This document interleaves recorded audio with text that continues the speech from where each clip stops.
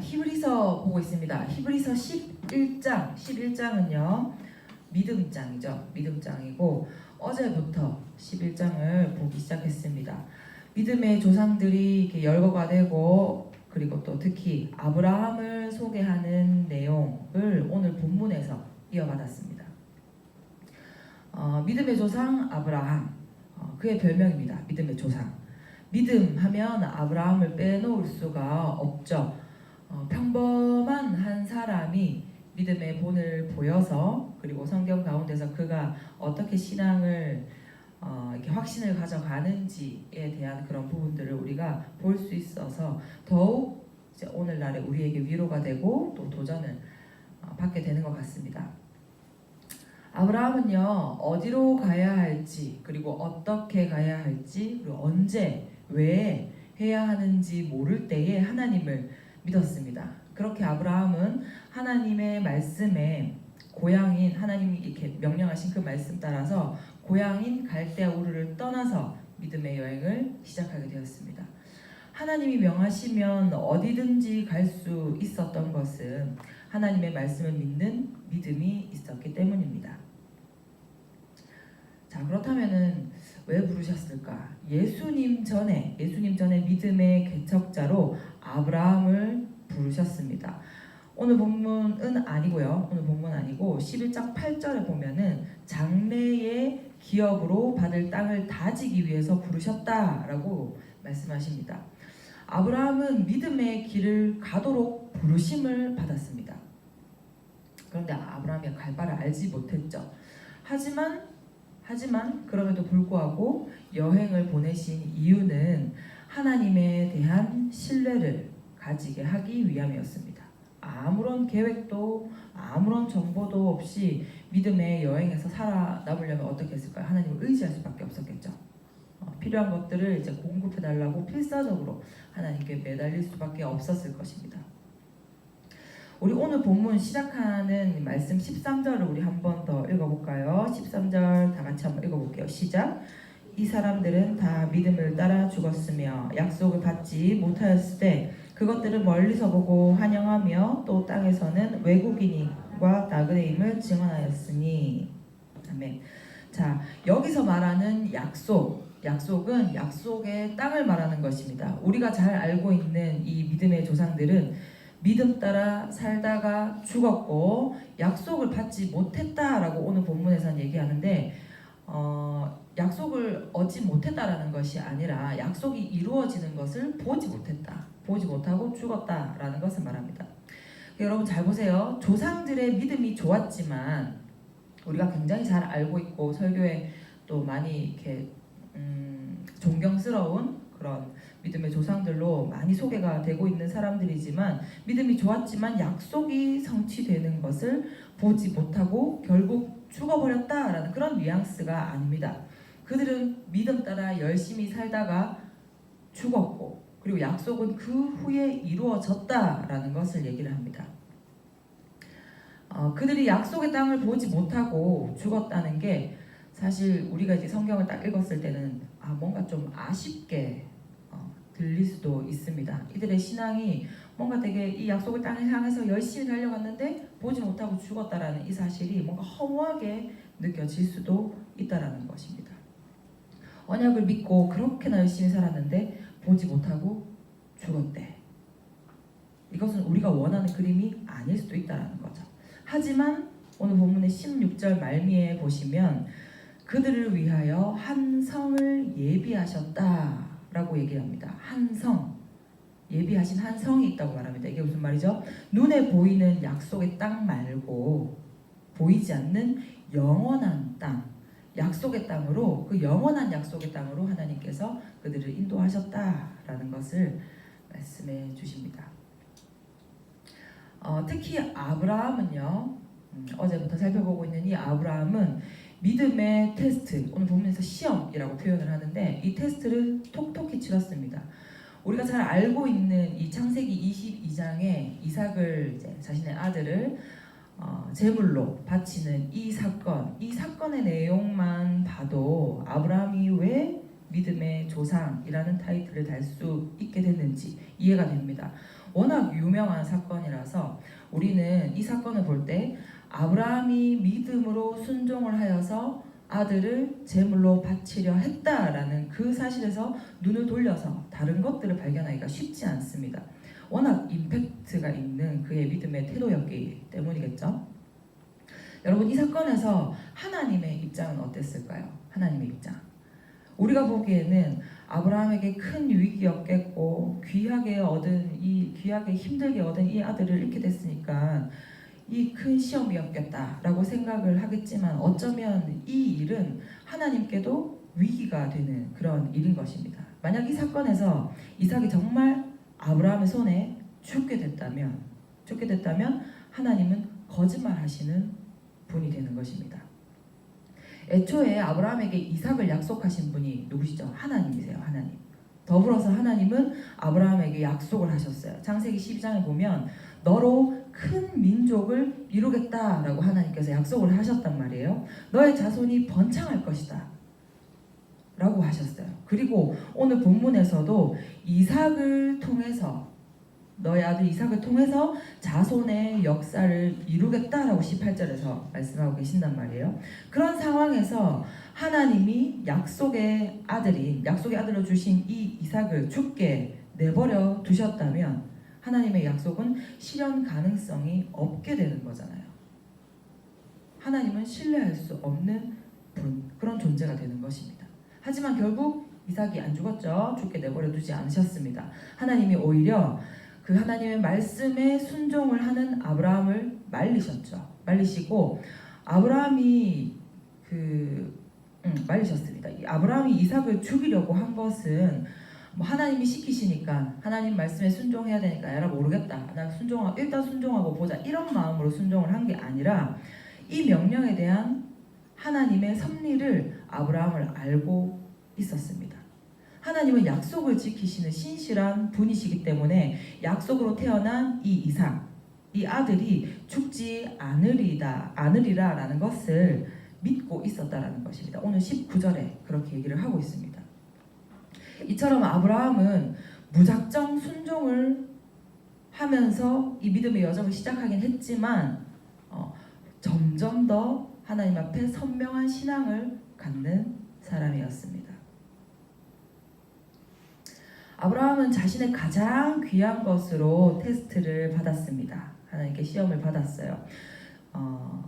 질문 하나 드려볼까요? 한번 잠시 생각을 해보세요. 지금 이 순간 여러분에게 가장 중요한 것, 소중한 것 하나 떠올려 보세요. 가장 귀한 건 무엇입니까? 제가 이걸 생각을 하면서 묵상을 하면서 저도 생각을 해봤어요. 나에게 가장 귀한 것은 무엇일까?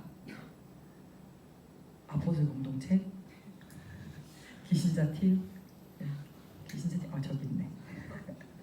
3년 전까지 이게 저희 집에서 키웠던 멍멍이가 갑자기 이렇게 생각이 나더라고요. 예전에 제가 설교 때 한번 소개를 했던 적이 있는 것 같은데 3년 전까지 키웠던 강아지가 있어요. 한 8년 정도로 키웠는데 잘 때도 같이 잤고 화장실 갈 때도 안고 갔어야 됐고 먹을 때는 뭐 말할 것도 없고 늘 제 옆에 있어야 했던 이제 8년을 키운 멍멍이가 있었어요. 너무 사랑했어요.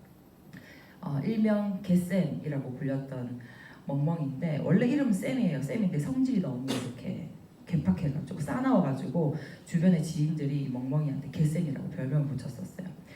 근데 이 멍멍이 덕분에 이제 제가 위로도 많이 얻고 웃기도 많이 웃고 저희 집 분위기도 굉장히 좋아졌었단 말이죠.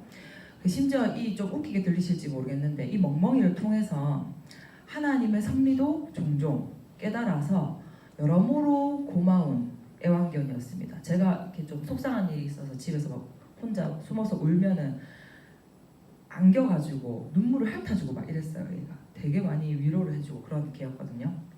하루는 성경을 읽는데 레위기였어요. 레위기 사실 좀 힘들잖아요. 힘든데 레위기 통독을 시작을 했어요. 1장 1절을 읽고 2절로 딱 넘어갔는데 레위기 1장 2절에서 하나님께서 이스라엘 백성들에게 이제 본격적으로 제사법, 레위기에 제사법이 나오잖아요. 본격적으로 제사법을 알려주시기 전에 제물을 어떻게 드려야 하는지에 대한 설명을 해주시는데 여호와께 예물을 드릴 때는 가축을 드려야 한다라는 거예요. 가축을 데려와서 예물을 드리래요.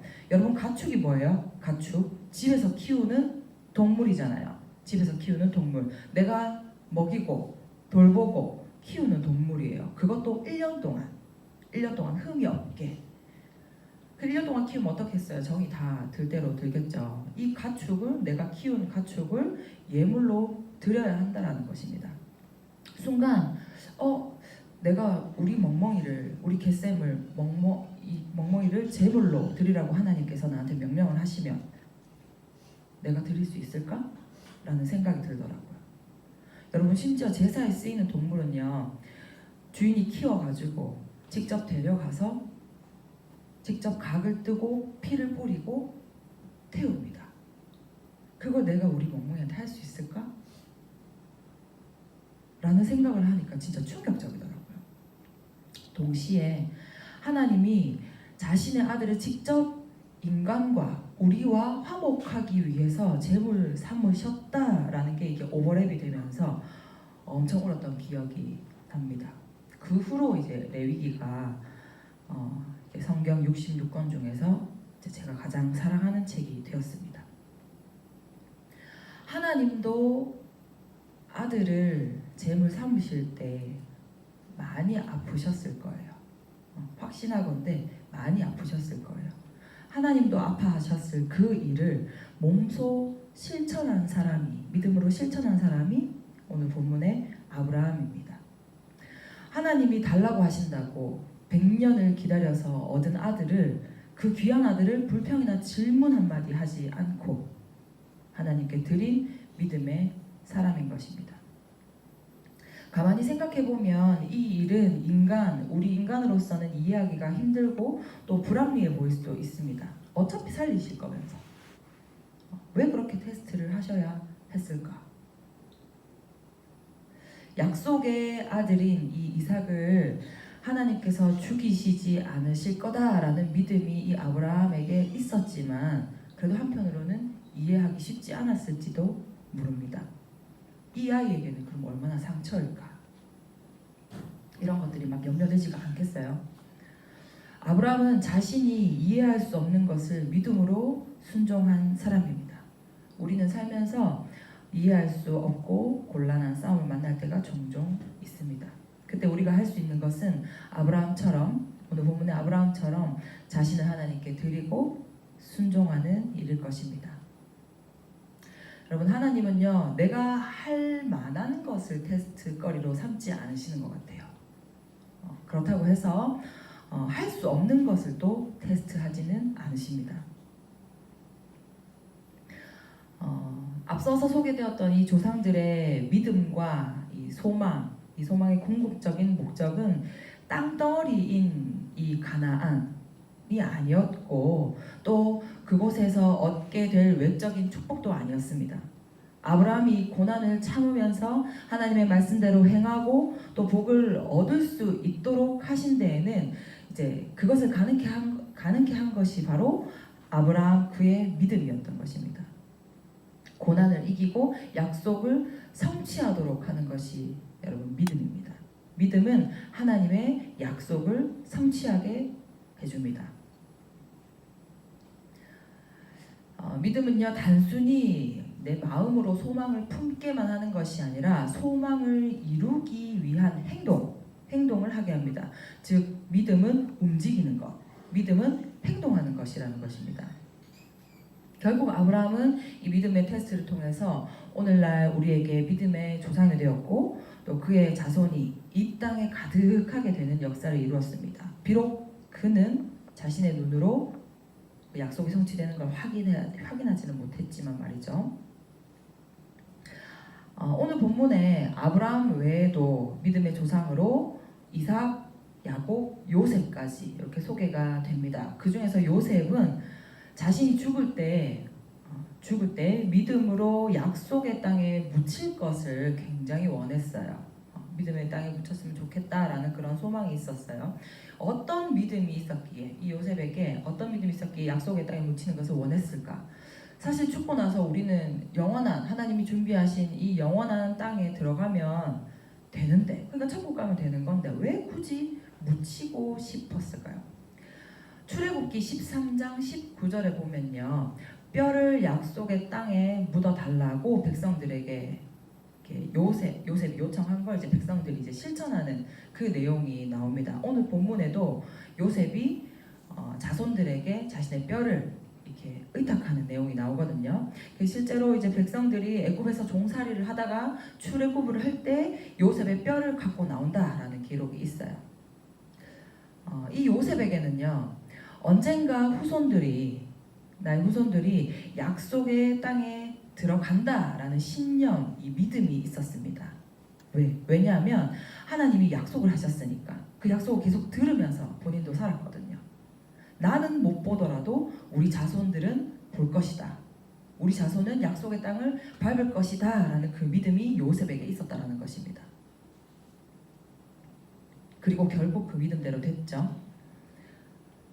그래서 후손들은 요셉의 뼈를 갖고 출애굽을 합니다. 요셉은요, 본토가 아닌 애굽 땅, 그러니까 타국에서 죽음을 맞이했습니다. 그의 믿음은 야곱을 통해서 약속의 땅이 후손들에게 이제 유업이 되리라라는 그 약속의 성취를 기대하면서 하나님께서 계속 아브라함, 이삭, 야곱한테 계속 땅을 유업으로 주겠다 계속 약속을 하셨단 말이에요. 그 약속의 성취를 기대하면서 동시에 그의 기대에 대한 확실한 증거를 보이도록 생각을 했다라는 거죠. 이거 보면 요셉의 믿음도 보통은 아닌 것 같아요. 그가 그렇게 할 수 있었던 이유가 무엇일까요, 여러분? 조상으로부터 내려오던 언약에 대한 믿음이 있었기 때문입니다. 그 믿음. 본인이 직접 그 하나님께 그 말씀을 받지는 않았지만 조상들에게 계속해서 그 내려오는 언약의 말씀을 본인도 믿고 있었다라는 거죠. 오늘 본문의 13절에 소개되는 아브라함과 사라는 약속의 땅과 수많은 자손을 약속받았지만 자신들의 소유가 아닌 그냥 땅에서 유목민으로 살았었고, 또 하나님이 자녀도 많이 줄게 라고 약속은 하셨지만 결국은 이삭, 언약의 아들인 이삭 한 명을 받습니다. 그리고 죽었죠. 자신들의 눈으로 약속이 성취되는 광경을 볼 수는 없었지만 그들은 약속을 순전히 받아들이고 순종하는 삶을 살았습니다. 그리고 20절에 소개되고 있는 이삭은 자녀에게 축복을 했다라고 얘기를 하고 있고, 21절 야곱도 자신의 자녀를 축복하고 그리고 자신의 아들인 요셉의 아들들까지도 축복을 했다라고 얘기를 합니다. 자손들을 축복하는 이유가 무엇일까요? 이삭과 야곱이 자손들을 축복했대요. 축복하는 이유가 뭘까요? 그들이 하나님의 언약을 믿고, 그러니까 자손들이 하나님의 언약을 믿고 성취하는 삶을 살게 하기 위해서 축복을 한 것입니다. 그리고 22절의 요셉은 아까 전에 제가 설명을 드린 것처럼 자신의 뼈를 후손들에게 부탁을 했습니다.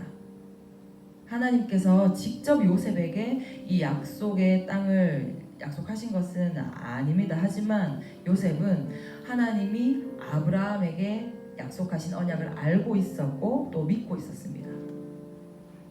요셉이 많은 시련을 통과하고 자기 생애의 대부분을 자신의 본국이 아닌 애굽에서 살았지만 절대 그의 믿음이 흔들리지 않을 수 있었던 것은 조상 때부터 허락하신 하나님의 그 언약을 믿고 있었기 때문입니다.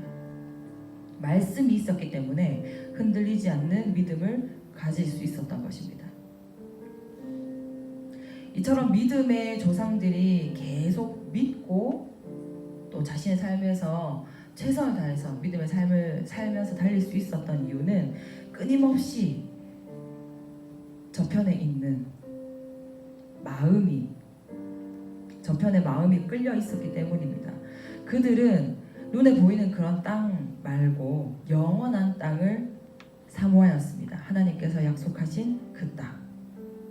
이 땅에서의 삶은, 우리가 살고 있는 이 땅에서의 삶은 나그네의 삶이라고 하죠. 이 땅이 우리의 본향이 아니라는 말입니다. 가나안 땅이라는 약속의 땅을 우리 조상들에게 허락하기는 하셨지만 본질적으로 우리가 바라봐야 하는 땅은 이 땅이 아니라 영원한 하늘나라입니다. 오늘 본문의 첫 구절 13절의 하반절에서 말을 합니다. 이 사람들은 땅에서는 외국인이고 나그네다. 여기서 말하는 이 사람들은 앞서서 소개된 믿음의 조상들을 말하는 거겠죠. 그리고 오늘 본문의 이삭, 야곱, 요셉 이 세 사람의 공통점은 약속의 실현을 보지 못하고 죽었다는 것입니다. 이삭은 유목민으로, 야곱은 조국을 떠나서 애굽 땅에서 결국 죽음을 맞이했고, 요셉은 높은 지위를 얻기는 했었지만 결국 외국 땅에서 외국인으로 살다가 죽었습니다. 이들은 외국인으로 나그네와 같은 삶을 살았습니다. 하지만 하나님의 약속이 반드시 실현된다라는 것을 믿고 있었습니다. 본향으로 돌아간다라는 것이 단순히 눈에 보이는 내 땅, 내가 살았던 고국으로 돌아간다라는 것을 말하는 것이었으면 이들은 충분히 돌아갈 수 있었을 거예요. 능력도 됐으니까. 하지만 본질이 그게 아니라는 것을 이들이 알고 있었기 때문에 외국에서 하나님께 받은 그 미션을 가지고 믿음의 삶을 살다가 생을 마감했습니다.